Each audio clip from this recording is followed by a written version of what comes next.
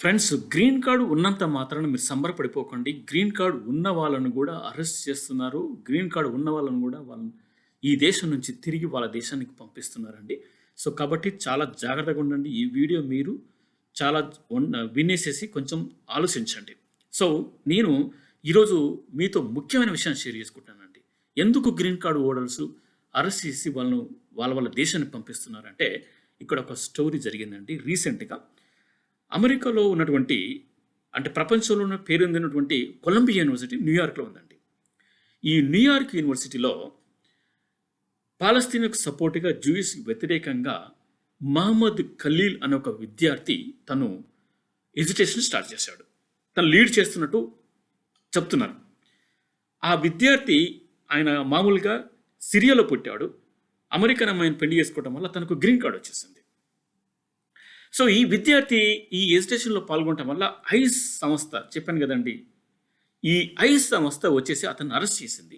Arrest చేసి ఎక్కడ ఉంచిందో తెలీదు. కొంతమంది లూయిసియానాలో అంటున్నారు, కొంతమంది వేరే స్టేట్‌లో అంటున్నారు.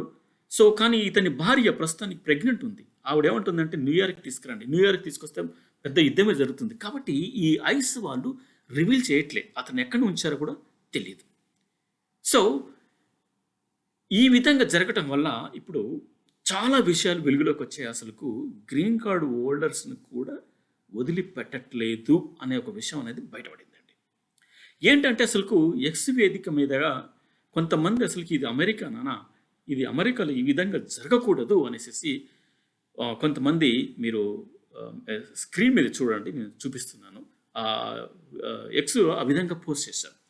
ట్రంప్ అయితే తన ట్రూత్ సోషల్ మీడియా ఉంది కదండి, ఆ ట్రూత్ సోషల్ మీడియాలో అయితే అసలుకు మీరు విదేశాల నుంచి వచ్చినటువంటి విద్యార్థులైతే మీరు ఇటువంటి టెర్రరిజం యాక్టివిటీస్ మీరు సహాయం చేసినా సరే, అటువంటి వాటిలో పాల్గొన్నా సరే, హమాస్కు సపోర్ట్ చేసినా సరే, అంతే మీ దేశం నుంచి ఈ దేశం నుంచి మీరు వెళ్ళిపోండి అనేసి తను ఆ విధంగా రాశాడు. అలాగే మరొకసారి ఏం చేశాడంటే తన అడ్మినిస్ట్రేషన్ తన ఆర్డర్స్ ఇచ్చాడండి.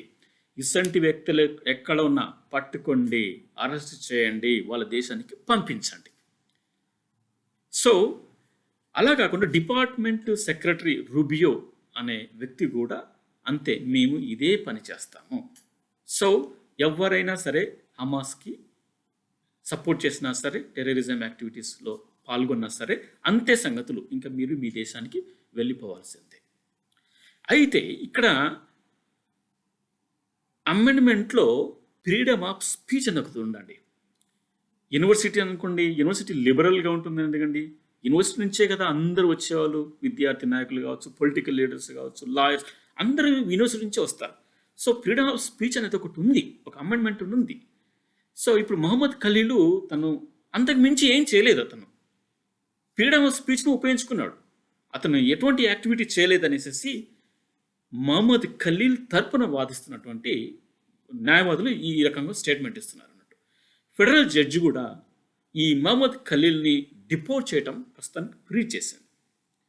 కానీ ట్రంప్ అడ్మినిస్ట్రేషన్ వాళ్ళు, ఈవెన్ ఇంక్లూడింగ్ స్పీకర్, సెక్రటరీ అందరూ కూడా ఏమంటారంటే, ఇది మన దేశంలో ఎలాంటి టెర్రరిజం యాక్టివిటీస్ ఉండకూడదు, ఎలా హమాస్కు సపోర్ట్ చేసే వాళ్ళు ఉండకూడదు, మన దేశం చాలా శాంతిగా ఉండాలి, మేక్ అమెరికా గ్రేట్ అనే అగైన్ అని మనం ఆ వాదనతో వచ్చాం. కాబట్టి మనం అమెరికాను మళ్ళీ శుద్ధి చేద్దాము అనేసి వీళ్ళందరూ కూడా స్టేట్మెంట్ మీద ఇచ్చుకుంటూ వస్తున్నారు. కానీ దాని వెనకాల కొంచెం ఒక యుద్ధమే జరుగుతున్న విషయం అనేది వాళ్ళు గుర్తించలేకపోతున్నారు అనేసి నేనైతే అనుకుంటున్నాను.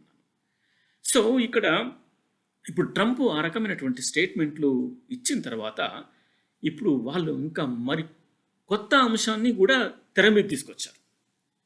ఇప్పుడు గ్రీన్ కార్డు ఉన్నా సరే మాకు లెక్కలేదు.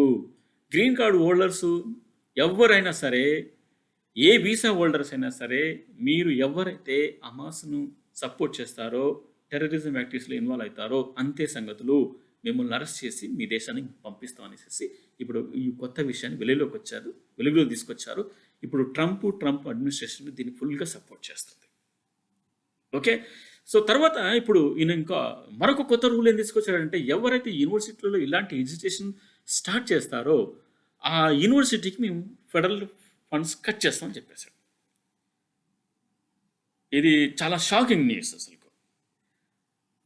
ఇప్పుడు కొలంబియా యూనివర్సిటీ ఉంది కదండి, ఆ యూనివర్సిటీలోనే ఇది జరిగింది కాబట్టి ఆ యూనివర్సిటీకి $400 మిలియన్ ఆయన సీజ్ చేశాడు. యూనివర్సిటీకి ఫండింగ్ ఇవ్వాలి అసలు, ఆయన 400 మిలియన్స్ సీజ్ చేశాడు ఇప్పుడు. సో చాలా మార్పులు వస్తున్నాయండి. మేక్ అమెరికా గ్రేట్ అగైన్ అనే కాన్సెప్ట్తో వచ్చి ఇక్కడ చాలామంది ఇబ్బంది పడుతున్నారు. ఎన్ని రకాల ఇబ్బందులు అంటే నేను తర్వాత చెప్తాను, కానీ ప్రస్తుతానికి మాత్రం గ్రీన్ కార్డు హోల్డర్స్ మన వాళ్ళు చాలామంది ఉంటారు.